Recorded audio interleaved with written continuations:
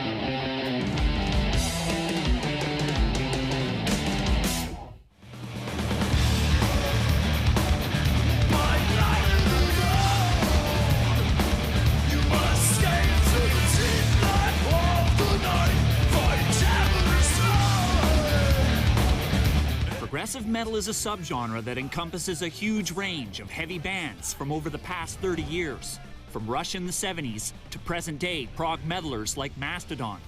But before I get into the specific contributions of these bands, I'm meeting with the Mastodon guys to get a sense of progressive metal's musical roots. So with Mastodon, who were your big influences? Genesis, Yes, King Crimson, all that good stuff. I got deep into metal early, but prog rock was always there, you know. It comes up and we're playing it as kind of like a free spirit thing, you know, that we are always trying to do. And I think that progressive music is really something that speaks to. Prog rock, that's just where we all come from. It's the kind of stuff I'd listen to and just be like, what the hell just happened? Like, what is that? Is that music, or is that coming from another planet? That's very alien. It kind of gave me the knowledge that you can do stuff like that and get away with it and put it in a song. Especially with a lot of the Genesis stuff, they had this weird, quirky, almost circus-like aspect to them. Old man dies, the note he left. So that appealed to me as well as the really heavy, dark, deep stuff, you know, that they were able to achieve. So I felt like Genesis really had the best of both those worlds where, you know, they definitely collided. It was the full spectrum of emotion in their music.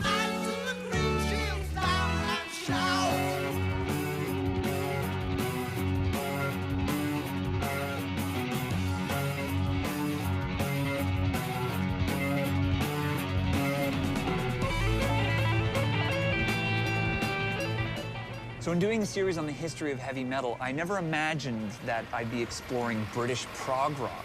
I mean, this music to me is more connected to flutes and mythology and distorted guitar. But it turns out a lot of metal musicians were influenced by bands like King Crimson and Yes and Genesis. And so I've come to the studio of Steve Hackett, who was the Genesis guitarist back in the 70s, because I want to get a deeper understanding as to what really is the relationship between British prog and heavy metal. From your vantage point, does it make sense that contemporary metal bands would be inspired by the Genesis records of the 70s? Yeah, I think so. I doff my cap to heavy metal because what you normally find is that there are guys playing it in their spare time. They're listening to many different kinds of music, including what is now known as progressive. So, you know, somewhere between heavy metal and progressive, there is a meeting place in music.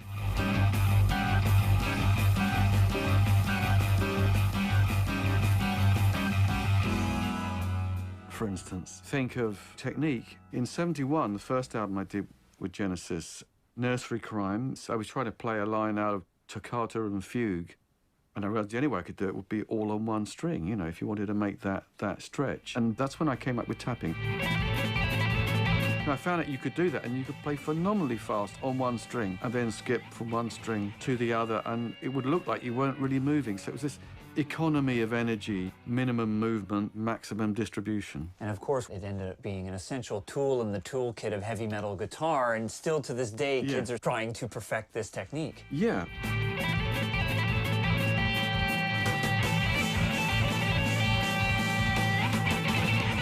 It's quite fascinating and almost baffling in a way that later generations of heavy metal bands would be influenced by progressive rock bands. I suppose it's because, although they weren't playing heavy metal music, the stuff they did play had tremendous vitality, tremendous energy. What it was really was a coming together of all the better class of musicians, guys who'd studied and maybe undergone classical musical training, but they wanted to be part of the rock music scene as well.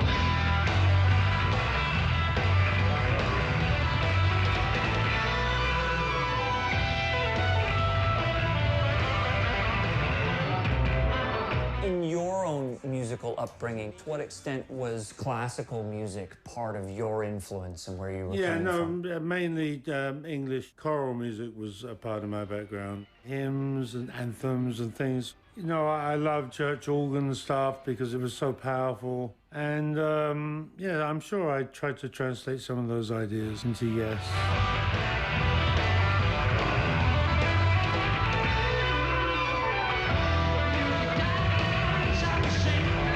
The whole point of Yes was the idea that we could be a small orchestra.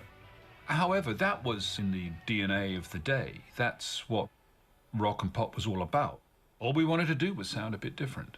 You know, in come all these art school guys from universities and colleges, which are exploding, fueled by ideas from other aspects of art, surrealism, particularly of Dali, literature, Hermann Hesse, all the books of the day. All that stuff was being brought in by the so-called intelligentsia.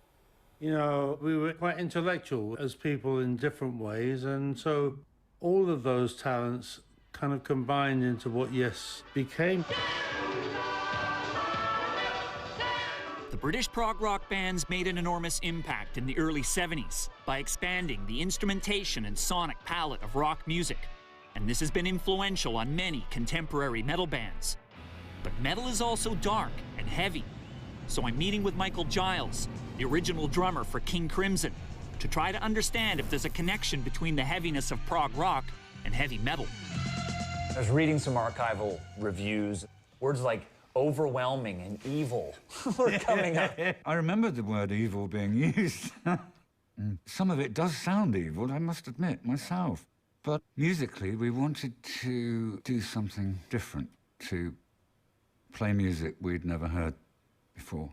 In terms of progression, you could say that The Who in the early 60s, Led Zeppelin were all doing their thing, and we thought, well, what's the point of copying them or doing anything similar? The dark side is always attractive, isn't it?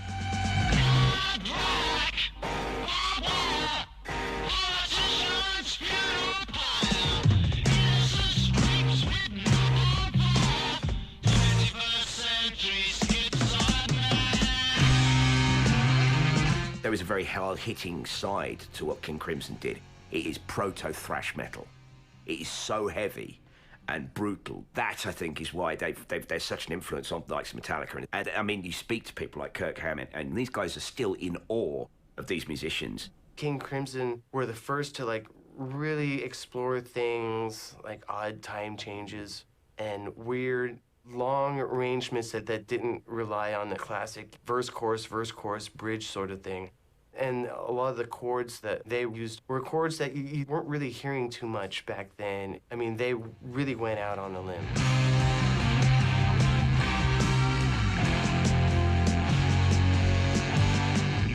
I suppose the power of dark, hard-edge music would be something that both progressive rockers and heavy metalers would want to get into. It's largely about power and volume and scaring the life out of people.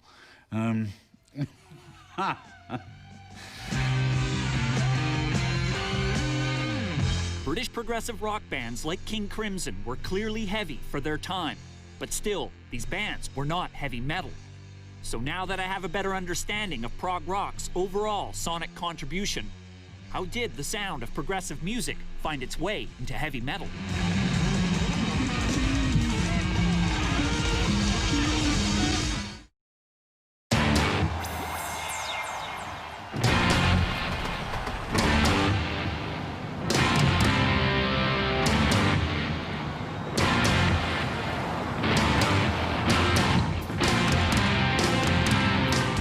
teenager, I was obsessed with the really heavy styles of metal, like thrash and death metal. But there was one band that started to expand my horizons beyond those styles, and that was Rush.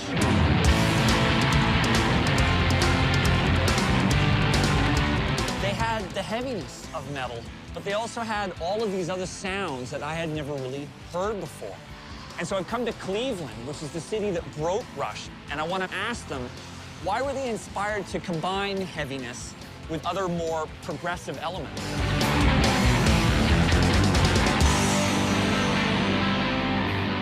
Hi there. Hi, Sam. Hi, Kitty. I want to start with your progressive rock influences. Tell me about how these bands influenced you. Well, I think it kind of began with Yes and Genesis. They were not afraid to put challenging influences in their music. There were these complex melodies, there were these time changes, you know, not just texture, not just melody, but drama. But that's the way it appealed to me, and that sent me on this kind of journey trying to emulate that as a young musician, for sure. It's interesting because even though we love progressive music, we also love to rock.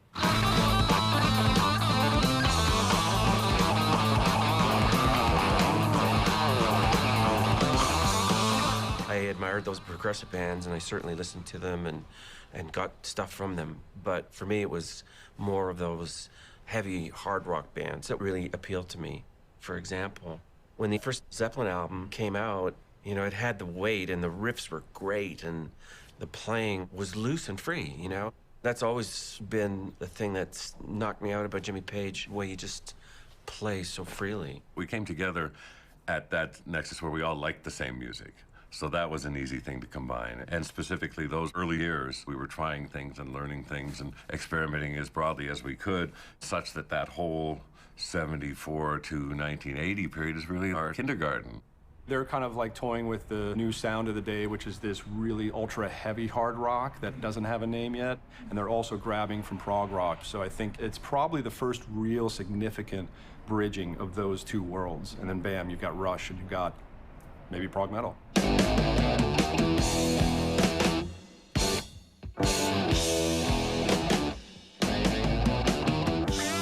In the mid-70s, Rush set out to combine hard rock and progressive music in a totally new way. And beginning with the albums Fly By Night and Caress of Steel, they created their first prog rock epics. That transition from the first records to Caress of Steel, how was the band's sound shifting? Well, I think, you know, we started writing longer pieces, more complex arrangements.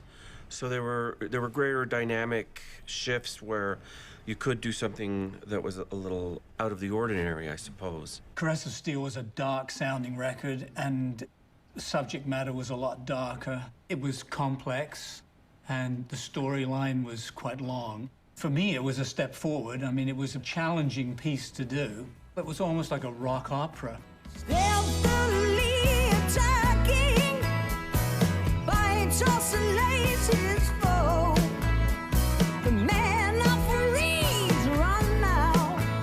Caress of Steel and just had this storybook quality to it in terms of like kind of rolls as like you're reading a book by chapter. So that was to me mastering the art of writing the long form epic. Ultimately, even though I liked the music a lot, the style was still too experimental. But somehow all that imagining what we should sound like all came together with 2112, and it was very much felt like our first record.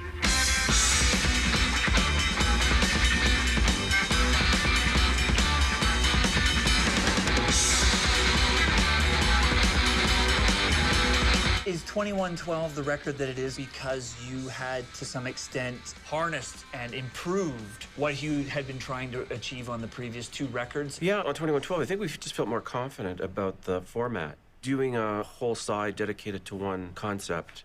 So for me, that's the first record that I really feel like we were getting our own sound.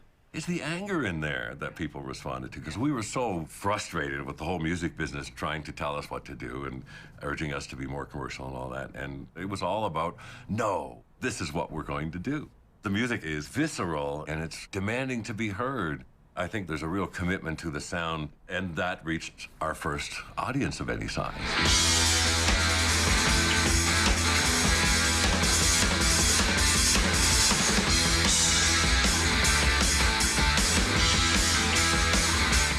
is 1976. How is this album very different than everything else that's going on in rock music? I think because if you listen to the Genesis records from the day or the Yes records from that era, all these prog rock bands were sort of either at a peak or peaking out. And Rush were not only continually climbing, but I think they provided this sort of like heavier take on what these other bands were doing, so that the people into Zeppelin and the people into Sabbath had this other place to go. In the same way that Sgt. Pepper did to Yes, and Emerson, Lake and Palmer, and King Crimson, 2112 is the album that showed metal bands who had an interest in exploring a more progressive side of what they could do sonically. And because Rush had that hard edge to them, it opened up a whole new world to the metalhead.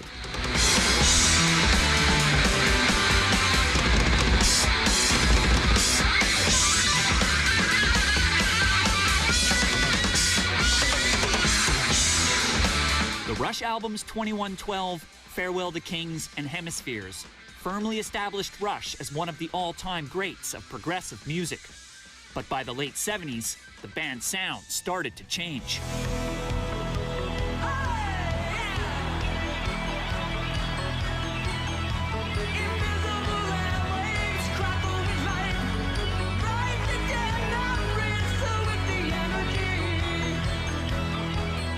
Classical definition of progressive rock, an album like Permanent Waves seems to be a clear step away from that much more traditional approach.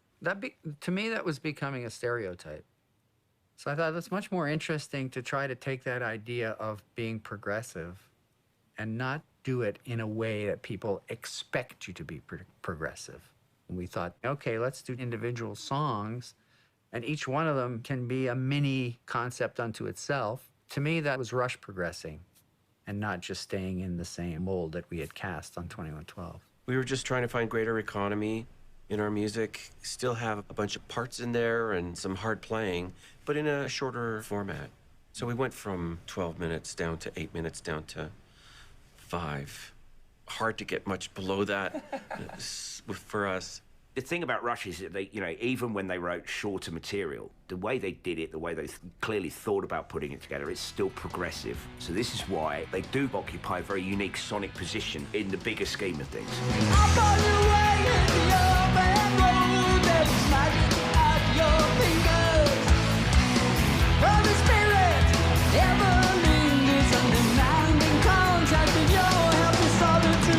And yet, there was a bit of a backlash. The fans that had loved the expansive songs weren't necessarily all on board with, say, A Spirit of Radio. I guess what I'm saying is there's lots of reasons that fans have turned away from us at certain points in our career, and there's nothing we can do about that.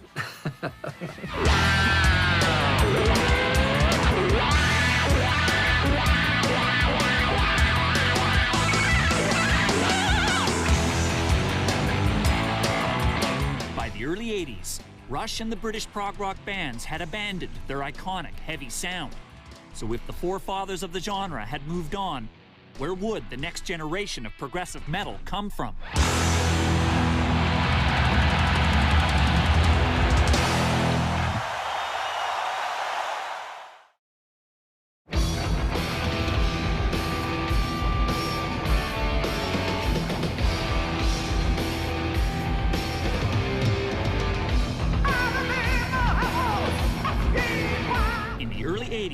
As Rush and other progressive bands had moved away from their heavy sound, heavy metal was exploding. Bands like Iron Maiden, Judas Priest, and Van Halen were pushing music in a more aggressive direction, and a metal culture was being born. And the first band from this new generation of heavy metal to embrace progressive music was Seattle's Queensryche. So I've come to suburban Seattle, and I'm standing outside a roller rink where many bands in this area used to play back in the 80s, because I want to find out, how did Queensryche metalize progressive music? What was the kind of band you wanted to create? Where were you at that time? Well, we didn't really have a model in mind. We more or less had a philosophy, which was no limits. Whatever we can imagine, that's what we will do, and we won't let people dictate to us what we should be or what we shouldn't be. We knew what we wanted to be, but we didn't really know how to be it necessarily yet. I don't really know that innovation had arrived in the Queensryche story necessarily yet at that time, but the British wave of heavy metal was definitely making impact, and I would also draw back even to groups like Yes, Genesis, Pink Floyd. So there was kind of a progressive pop angle that influenced us. We brought in everything from classical to jazz to pop to rock, you know, and everyone would bring in records and say, hey, listen to this. Can you relate to this? Look what he's doing here. And so that was our starting point.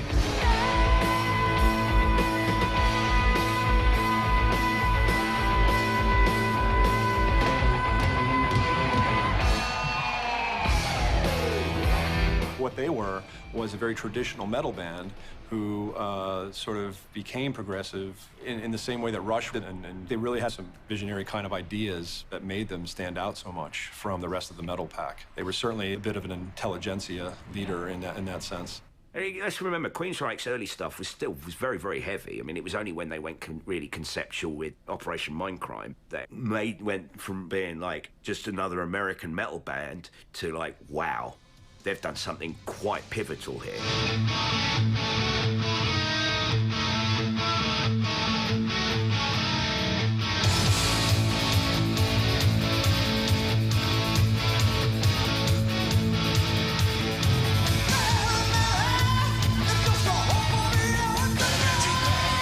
In 1988, Queensryche released Operation Mindcrime, a record that was heralded as the most important progressive metal album since Rush's 2112.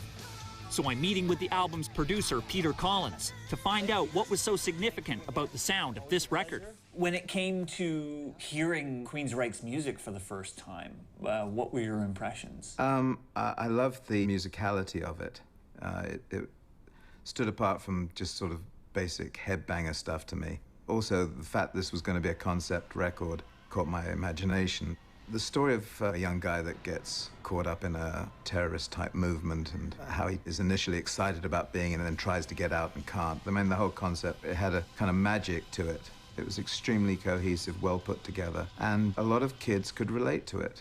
The thrust of the exercise really was to create a concept record, you know, one that was modeled after what had come before, you know, The Wall, Tommy, Quadrophenia, taking those albums as models and kind of giving it our twist, you know.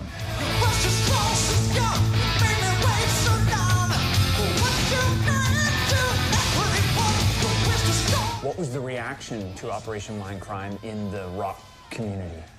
I think it sent a shockwave through the heavy metal genre. That record was a peak in Queensryche's history and development. Although commercially, obviously, they enjoyed far more success later on.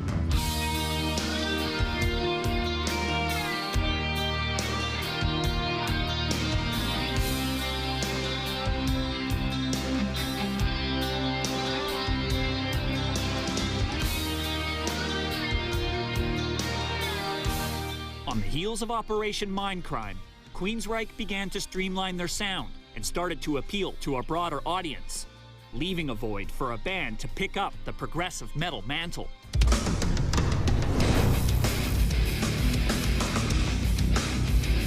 So I've traveled back to Boston to meet Dream Theater's founding member, Mike Portnoy, to talk about their musical roots and how they contributed to the evolution of progressive metal. Tell me the story of how you came to Berklee and why you wanted to do it in the first place. Well, when I was around 16 or 17, I just became immersed in Rush's music, and then from that point started backtracking and discovering the rest of progressive rock. And I just wanted to be the best drummer I could be. I wanted to learn as much as I could about music theory and harmony, and Berklee College of Music was the music school. But as soon as you go to Berklee, you're immersed in an ocean of musicians, everybody with a gig bag strapped over their shoulder, but it's a jazz school, really. So we definitely noticed a divide. Like, you got the rockers and the jazzers, and the rockers were outnumbered, for sure. You know, I definitely stood out like a sore thumb. And then once we formed Dream Theater with John Myung and John Petrucci, there we were, you know, in this practice room at Berklee while everybody else was playing jazz standards. We were jamming metal and prog tunes.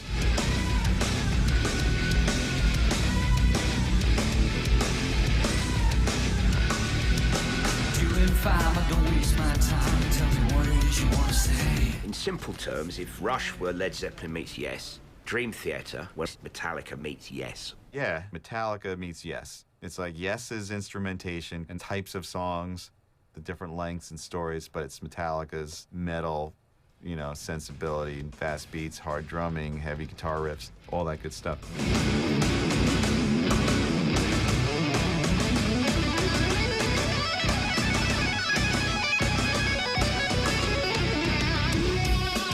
This is the early 90s. This is in the middle of the grunge explosion. Virtuosity, complex arrangements couldn't be more out of fashion. Why did you want to sign this band? They were amazing, actually. There was something that I hadn't heard musically for a long time. They were fantastically arranged tracks, well played. So even though at the time it was grunge and it was all lumberjack shirts everywhere, I knew that when a movement and the people who follow that movement goes one way, there becomes a huge void in the marketplace for a kind of music that's still very popular. And Dream Theater led fans of metal, fans of progressive music to come together and understand that they weren't mutually exclusive. It opened up the floodgates for a whole new generation of like progressive metal, muso-oriented bands. You know, for better or for worse, I don't know.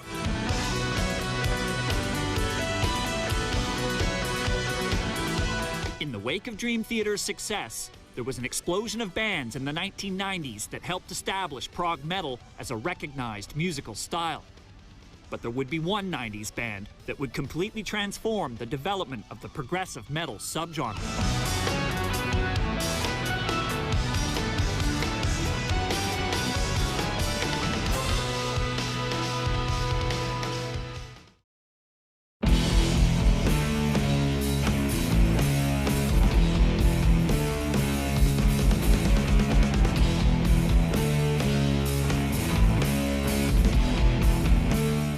Early 90s, grunge became the world's most popular hard rock style, and grunge bands created a sound that was the furthest thing from progressive metal. And then a band came along that was embraced by both the progressive and the alternative crowds. However, Tool is notoriously elusive, and I wasn't able to secure an interview with the band. So to get some perspective on Tool's place in the prog metal story, I've tracked down their Grammy Award-winning producer, David Bottrell. So even though Tool play Lollapalooza, they are outsiders enough to be completely different than everything else on the Lollapalooza bill and to be completely different than anything else that's going on around. I think in every generation there is a band that's able to do things by their own rules and not have to do the same kind of promotional techniques as other bands, and they get away with it. Tool's that band for the alternative generation. But at the same time, they were never, for me, an alternative band. What do you think is unique about Tool's music in this story of progressive rock? I mean, Tool, you listen to it, and it's something that you're drawn into by the darkness and the mystery of it, and that's something that a lot of progressive music has in common. But whereas Dream Theater and Queensryche, it's like about that majesty and the over-drama, and Tool is doing it in this sort of dark, intense way that in so many ways is 100 million times cooler than the other way. With what Tool does, it's less about look at the musician, what the musician's ability is. It's look at the sculpting of the piece of music that we have written and played. Like, they're virtuoso players, but they're virtuoso players in that it's not so much how many notes they can do or even the order, really. A lot of it is the tone and the character of each note. They were hugely important in terms of progressive music because they opened up the left field side, the indie side of music. That whole strand of progressive music, the kind of indie stroke, left field post-rock side, it now falls under the prog banner, and it would never have happened if it wasn't for Tool's success. They open up another side of the brain. Again, they opened up another door.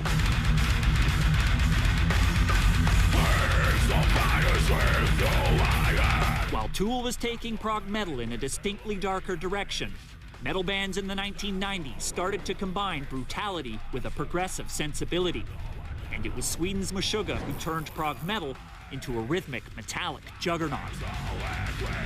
So the kinship you share with Tool is that one of the key elements for your adventurousness in the music is rhythmic. Can you give me a sense of why creating interesting rhythm was so important? It's just, I don't know, when you find that really cool rhythm. It's almost like a tribal thing. If you hear a cool beat, most people will pick that up, even if they don't like the song or whatever. So regardless of what's going on, you still got that thing that's just kind of keeping it going, you know, and you can actually dance to it.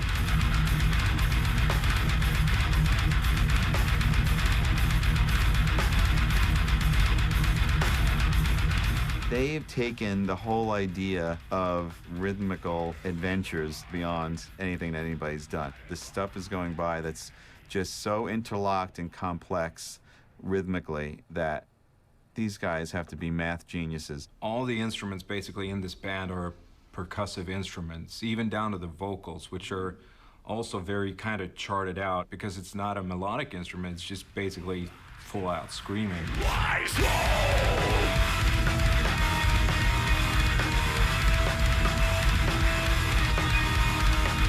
And the guitar approach of Meshuggah, with the sort of floating, jazzy, dissonant lines, is a very signature part of their sound. Can you tell me about that? Meshuggah have a strong foundation in jazz, but not the conventional jazz of a Charlie Parker or even a Miles Davis. It's more like an Ornette Coleman slap to the jaw.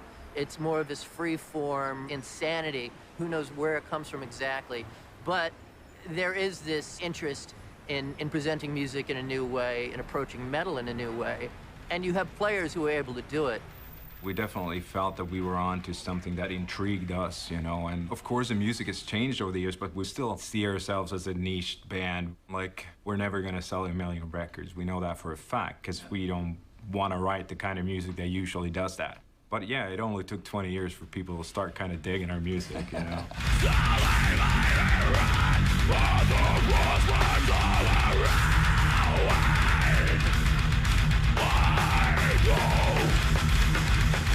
Meshuggah wasn't the only 90s underground metal band that was fusing progressiveness with extreme metal. New Jersey's Dillinger Escape Plan was creating a sound so complex, it was labeled math metal.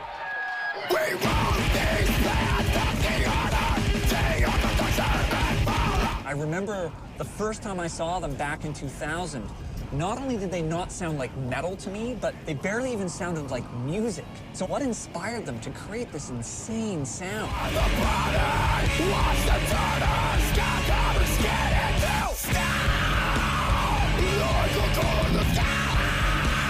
Well, Dillinger itself was us giving up on being musicians for a living. It was us giving up on caring what people thought.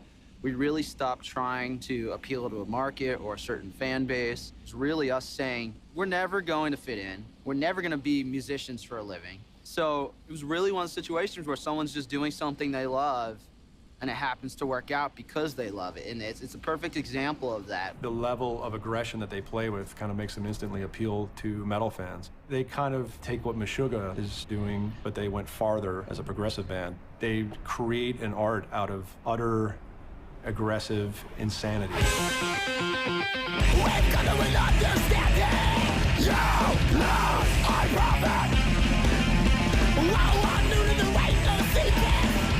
The first time I saw them play, we drove to Reading, Pennsylvania, and Dillinger Escape Plan performed. It's kind of a basement, kind of a garage, and they were just losing their minds. Like, you know, they were moving around and swinging the guitar in the air, and the singer would jump into the audience and scream in your face. It was totally extreme and charged with energy. So we walked out of there, and one of my coworkers said, "So what'd you think?" And I said, "We have to sign that band." You know, that was the first time I'd ever seen Dillinger live. And it looked like they were really deliberately trying to hurt the crowd with the guitars, like smashing the necks and the heads of the guitars into the people in the front row and just kind of poking it in there. Like, I'd never seen anything like that before. So I think Dillinger is probably one of the world's most dangerous bands. Not only did we make things hard for ourselves, physically, technically, however you want to put it, but we were making things challenging and difficult and uncomfortable for the people who were experiencing it as well. We wanted to take people out of their comfort zone, and we wanted to take ourselves out of our comfort zone, because no great art ever comes from comfort.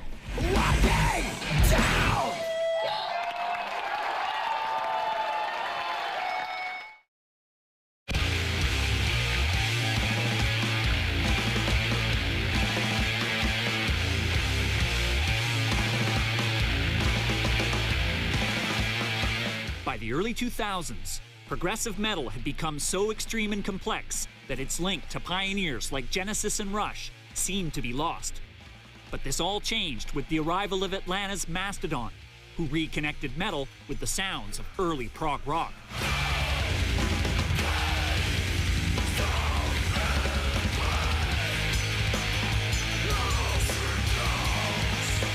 So you guys formed in '99. What was the climate like for metal and heavy music when you guys started out? As far as metal was concerned, I think it was still kind of a bad word, you know what I mean? Like, grunge was still sort of popular, but it had been completely watered down and was suffering from the same thing that hair metal was suffering from in the late 80s. But there was a lot of, like, grindcore, and there was a lot of, like, really crazy death metal bands that were out. And we'd really come from that whole late 80s, early 90s technical metal, you know? But we knew we wanted to do something a little more, I guess, kind of really progressive.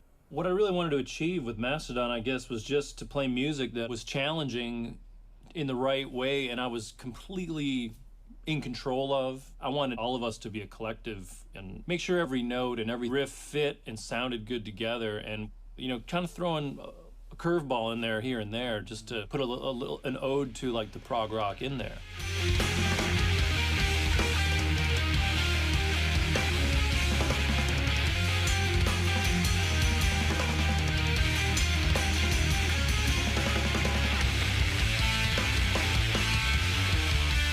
What does Mastodon bring to progressive metal? How are they different than everything that's come before? Mastodon are like the Black Sabbath of modern progressive music, with a twist of King Crimson thrown in there too. It's all about the riffs with them. Riff after riff after riff, and they're crunching and so heavy. But at the same time, there's this unbelievable musicianship. I mean, Braun's drumming, he's like the Bill Bruford of metal. You know, what he does with his hands is so incredible.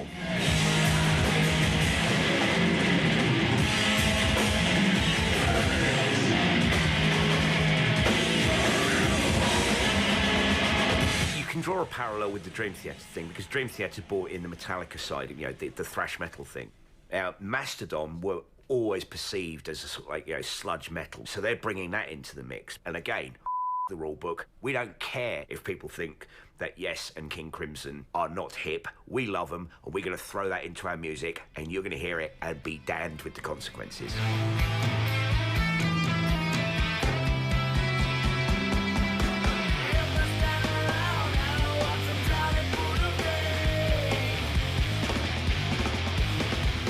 Breaking from many of their metal contemporaries, in 2004, Mastodon created the first prog metal concept album of the new millennium, Leviathan, which was inspired by the American classic adventure story, Moby Dick. I had like this really long flight, and I met the guys in London, and we're starting a tour, and I was like, we gotta do the record about Moby Dick. You know? And I had sold, you know, I had a big old spiel and just talked about the big whale and all this stuff, and everybody was excited about it. So I just kind of was like, yeah, okay, cool, sounds good, let's go record it. The book Moby Dick and the whole story was so much like how we felt inside at the moment. Because, like, we had this white van that we'd leave all our families and say, so long, we're gonna go take off into the unknown, just like the guys on the boat. We really just personally related to it. And I think until that record came out, a lot of people might have just thought of us as another heavy metal band, and there's, ooh, these guys are a little intellectual if they're actually reading books. So I think people just gave us a second glance. Leviathan made a huge impact. I mean, to come out with a concept album about Moby Dick with a whale on the cover, it was taking things to the next step, and people pretty much freaked out. I mean, they were suddenly getting glowing reviews everywhere, and they were getting covers of magazines, the likes of Spin and Rolling Stone, and people like that were starting to pay attention. So we weren't surprised that it did well, but it did resonate on a larger scale than we'd anticipated, which was fantastic, of course.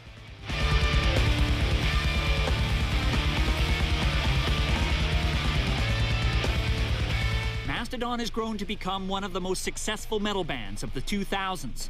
But Mastodon isn't alone in carrying prog metal into the future. Some of the founders of the genre are still going strong.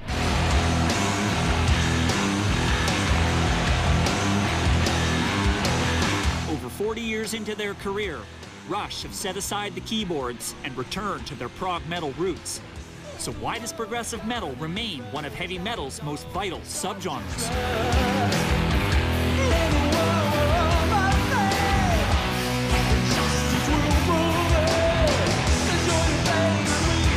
Why do we see kids at Rush shows today air guitaring, air bassing, air drumming?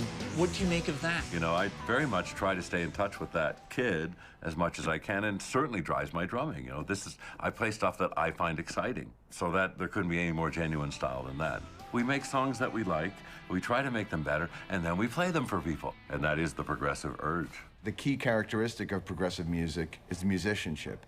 And there's always going to be young kids that are picking up a guitar or a pair of drumsticks for the first time and want to see, you know, a drummer with a 400-piece drum set and a guitar player that could play 1,000,000 miles an hour. There's always going to be an audience for that. Interesting music doesn't have a due date on it. You can play a Rush song in 50 years from now and it's still going to be something viable. You know, you kind of need that, and you'll need to want to challenge yourself.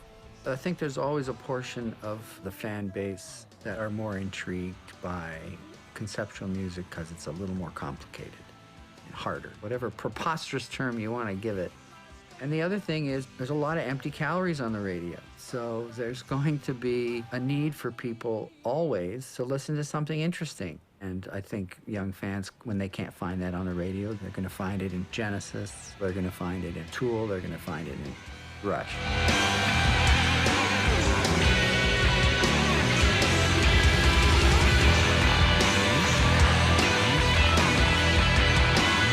Set out to understand what the term progressive metal means and what it says about the future of heavy metal music. And I've seen that dedication to creating adventurous and challenging music is the defining characteristic of progressive metal. But what I've also learned in this final episode is that this characteristic is not exclusive to progressive metal. Whether it's metal's new emerging bands or the legends of the genre, it's this same commitment to pushing boundaries and the spirit of one-upsmanship that drives heavy metal as a whole. And so it's evident to me that heavy metal will remain relevant and will continue to evolve for decades to come. While I love you, watchmaker.